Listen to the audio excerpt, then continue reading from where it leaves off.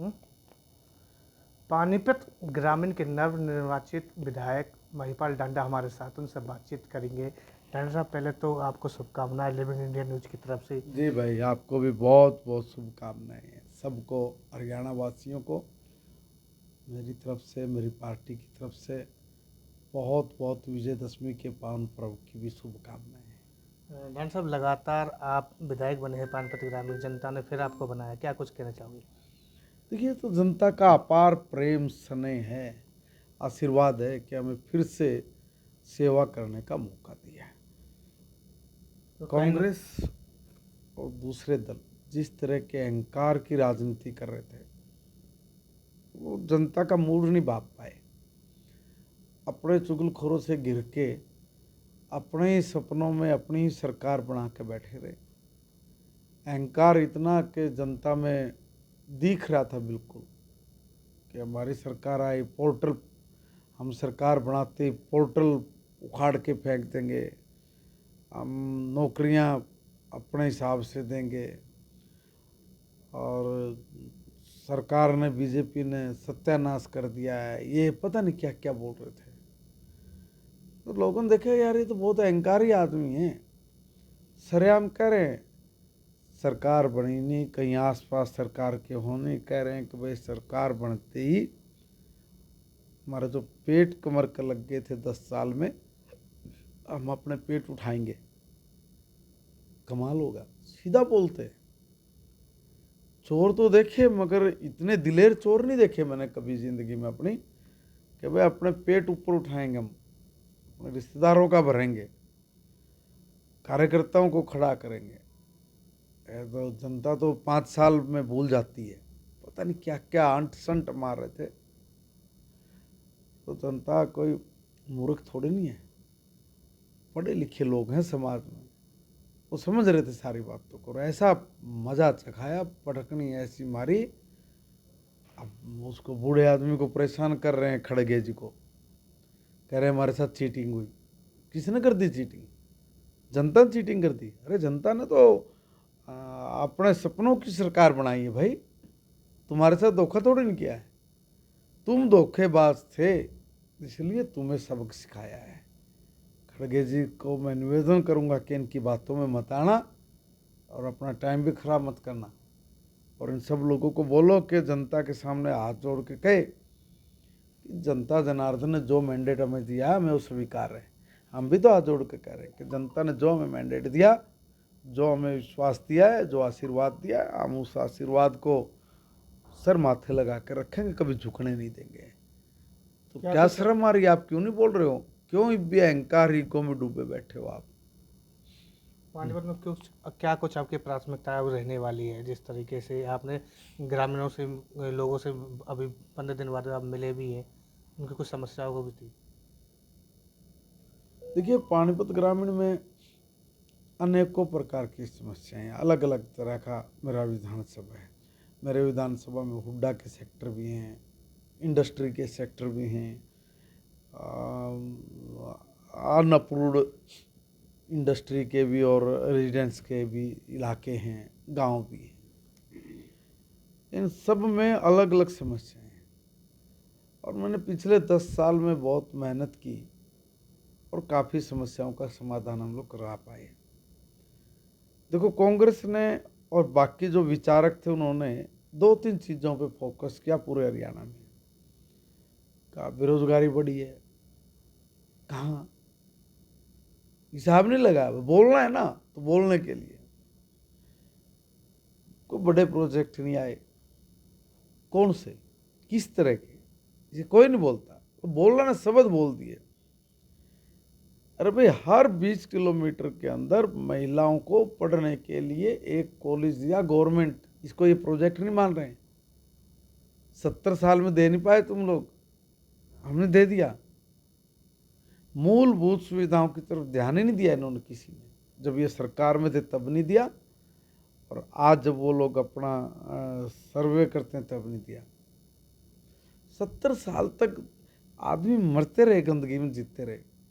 भाई आप एक बात बताइए, अगर आपके पास चलने के लिए रास्ता नहीं है, तो आप मारो बड़ी बड़ी बातें, हाको डिंग, आपको पीने का पानी नहीं है, आपको बढ़ाओ हरियाणा को नंबर 1, आपके घर के बाहर कीचड़ गंदगी का आलम है, आप बोलते रहो कितने बड़े हमने ये कर दिया, हमने ये कर दिया, आपके लिए क्या हुआ? जीरो। ये जो चीज़ है ना, ये चीज़ किसी ने नहीं पकड़ी, किसी ने भी। और बड़ी बड़ी दूसरी बातें करके गाथा गाते रहे। बीजेपी की सरकार ने पहला काम यही किया, ये किया, मूलभूत सुविधाएं उपलब्ध कराई। 10 साल लग गए भाई साहब हमें, 10 साल छोटा टाइम नहीं होता। हजारों करोड़ रुपए खर्च किए हैं, तब जाके गंद निकला है। इनको ये नजर नहीं आ रहा है। और लोगों ने जब ये देखा कि ये इतनी बारीकी से नीचे तक काम कर रही है, गंदगी को भी खत्म कर दिया, तो बाकी जो समस्याएं हैं इनको भी ये लोग खत्म करेंगे, उसको भी ये लोग लेके साथ चल रहे हैं। हमने हर दृष्टि से काम किया, डाल के दो भाई, हर दृष्टि से काम किया है, विपक्ष कोई लगातार पहलू हमने छोड़ा नहीं है।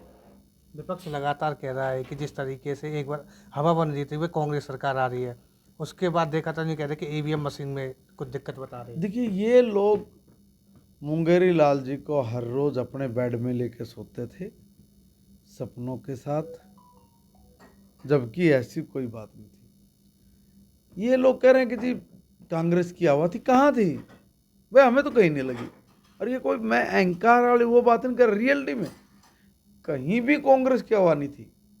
ये खुद ही कह रहे थे, कुछ लोगों के ग्रुप में समूह में जुड़े और जुड़ के निकलते रहे, कांग्रेस आ रही है, कांग्रेस आ रही है। हम कह रहे कांग्रेस जा रही है, तो तुम हमारी गई हुई बात पे विश्वास क्यों नहीं कर रहे थे? ईवीएम का क्या फॉल्ट है? तो हुडा जी क्यों नहीं आ रहे ईवीएम में? हैं? आपने यहाँ बोल दिया ईवीएम का, आपने जम्मू कश्मीर में क्यों नहीं बोला? हर जगह ईवीएम ईवीएम, लोग मजाक बनाने लग गए इनका कि क्या बचकानी बात कर रहे हैं। ऐसा बिला जी लोगों से पूछ लो, लोग वोट गिर कर रहे हैं और ये कह रहे हैं बिला फिर ये वोट कहाँ गई? अरे लुल्लू आदमियों, थारी वोट नहीं डाली, वोट बीजेपी की डाली है। साइलेंट वोटर था, अंदर की क्रांति थी साइलेंट। नौजवान मुझे कहते थे भाई साहब ये तो रुके मार रहे हैं, नु कह रहे बिना नौकरी हम अपने तरीके देंगे। और खट्टर साहब ने नौकरी दी बिना पर्ची बिना खर्चे की।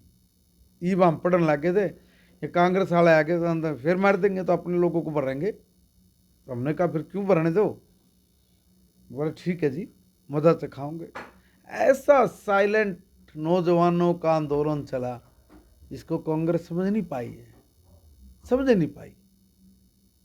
और जब नौजवान किसी साइड में घूम जाता है ना, फिर वो ये नहीं देखता कौन है कौन नहीं, उसने अपना हित अपना भविष्य देखा कि ये लोग तो हमें मार देंगे, कत्ल कर देंगे हमारी ज़िंदगी का, अपने लोगों को पैसे ले लेकर नौकरी लगा देंगे, और हमें यहाँ किसी को चवन्नी देनी नहीं, किसी के पीछे भागना नहीं, किसी नेता के यहाँ जुत्ती की सानी नहीं, है ना, किसी की खुशामद करनी नहीं, कुछ भी नहीं करना। इज्जत से, शान शौकत से, जैसे ही रिजल्ट आता है 1 घंटे में घर तक पहुँचते नहीं, वो उससे पहले तो उसका अपॉइंटमेंट लेटर दे देते हैं। तो वो नौजवानों को पागल समझ रहे थे क्या? ये जो कह रहे हैं कि बोले हमने पूछा वोट दे का आए, तो और कोई आदमी इनू कहेगा मैं तेरे तो वोट नहीं दे का आया? कोई आदमी बोले कट्टर होगा बहुत, वो कहेगा नहीं भाई मैं नहीं थी, और उससे पूछते भी नहीं। आम आदमी, लोकल आदमी, साधारण आदमी, उसने एक काम किया, वोट डाले और अपनी सरकार बना कर आ गया। इनका नुए पप्पू का कोई भी पप्पू बना दे, नुए इनका कोई पप्पू बना दे। ये देखिए भाई, समझ बढ़ाओ, अनर्गल बयानबाजी करना, जबरदस्ती अहंकार वाले शब्दों का उपयोग करना, ये समाज में शोभा नहीं देता। और कांग्रेस के लोग वाकई में इतनी पुरानी पार्टी है, अंग्रेजों ने इस पार्टी को बनाया था, आज भी वो इनके जहन से निकली नहीं है। सनातन को गाली देना तो वोट मांगेंगे? एक बात बताइए, मैं कट्टर सनातनी हूँ, मुझे आप डेंगू बताओगे वोट लोगे? मलेरिया बताओगे वोट लोगे? सनातन गंदी नाली का कीड़ा है, वोट लोगे? हैं? कह रहे बोले मारी हवा थी, हवा कहाँ थी तुम्हारी? 24 घंटे सनातन को गाली देते हो, हिंदुत्व के दुश्मन, राम के दुश्मन, और कह रहे हैं कि बोले हमारी वेव थी मगर उल्टी तरफ थी। सही बात तो ये है कि समझ में नहीं आ रहा हमारे, तो ये 22-23 से आगे जीत कैसे गए। जैसे वो कह रहे हैं हमारी वेव थी, मैं भी कह रहा हूँ हमारी वेव थी। मैं ही नहीं समझ पा रहा हूँ कि 22-23 सीट से ज़्यादा इनकी आ कैसे गई। चीटिंग तो हमारे साथ हुई है इस हिसाब से। तो ईवीएम तो वो 22-23 से ज़्यादा जीत रहे ईवीएम में, तो उनमें इनमें इनकी सेटिंग हो सकती है, इन्होंने कराई होगी गड़बड़ कहीं ना कहीं। अब मैंने बोल दिया, अब क्या हुआ, अब बोलना है ना, मैं वही कह रहा हूँ, कुछ भी बोल देते हैं। तो मेरा निवेदन है कि कांग्रेस का कोई नेता नहीं है, सब स्वार्थी लोग हैं, इनका टूटा हुआ तांगा है। और टूटे हुए तांगे में जो घोड़े भी जुड़ रहे वो भी बड़े लचर पचर हैं। और लचर पचर घोड़े, टूटा हुआ तांगा, आप क्या सोच रहे हो मंजिल तक पहुंचा जाएगा? नहीं पहुंच सकते, कभी नहीं पहुंच सकते। किधर खींच रहा है, किधर खींच रहा है, और कह रहे हमारा तूफान था। कहाँ का तूफान था? दोष मिल रहे हैं कि इसने ये काम नहीं किया, इसने ये काम नहीं किया, इसने ये कर दिया। अरे भाई, जनता पे भरोसा करो, जनता क्या चाह रही है उसके मूड को समझो। तो बस चलो ठीक है, इन्होंने भी काम किया, इन्होंने भी अपने सपनों की सरकार बनाने का के लिए काम किया है, मगर इनके सपने गलत थे। और गलत रास्ते पे चल के कोई आदमी ठीक जगह नहीं पहुंच सकता कभी भी। जाना हो आपको दिल्ली और आप रूट पकड़ लो चंडीगढ़ का, तो आगे निकल जाओगे, दिल्ली नहीं पहुंच पाओगे। तो इसलिए ठीक जगह पे जाने के लिए ठीक रास्ता पकड़ना पड़ता है। कांग्रेस को ठीक रास्ता पकड़ना चाहिए। कैबिनेट मंत्री के नाम पे फिर चर्चा आपकी हो रही है। देखिए, मैं इन चीज़ों पे कभी नहीं पड़ा। मैं भारतीय जनता पार्टी का एक साधारण सा कार्यकर्ता हूँ, और कार्यकर्ता के नाते मेरे जिम्मे जो भी काम पहले मिला है मैंने उसको ईमानदारी से किया है। मैं राष्ट्रीय स्वयंसेवक संघ का स्वयंसेवक हूँ, इसलिए मेरी कोई जाति पाति नहीं है। 36 अपराधियों के बताए जाते हैं महिपाल डांडा।